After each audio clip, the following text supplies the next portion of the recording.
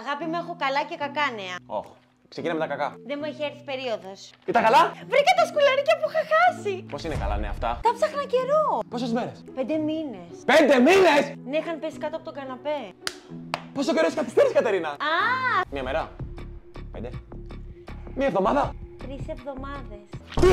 Και μου το λες τώρα. Άμα σου έλεγα νωρίτερα θα αγχωνόσουνα. Και τώρα τι πρέπει να κάνω? Να παίξει LOL. Αν θέλεις και να νευριάσω κιόλας. Είδα και τα συμπτώματα και λέει: αν έχω τόσο καιρό καθυστέρηση, είμαι έγκυος ή μπορεί να πεθάνω. Άρα μπορεί και να μην είσαι έγκυος. Προτιμάς να πεθάνω από το να κάνουμε παιδί. Ούτως ή άλλως, ό,τι και να γίνει τον ήπια. Γι' αυτό δεν στο είπα. Πάω να κάνω τεστ. Σε λίγο βγαίνει το αποτέλεσμα. Όλα καλά. Ναι. Μην αγχώνεσαι. Εσύ αγχώνεσαι. Ηρεμία θέλει. Επίσης, πρέπει να πούμε σε περίπτωση που είμαι έγκυος τι θα γίνει. Έκτρος. Ενώ θα το μεγαλάσουμε. Εκτός κι αν. Με παίρνει γιατρός. Σήκωστο. Κατάλαβα. Τι έγινε? Τελικά Ναι. δεν είμαι έγκυος.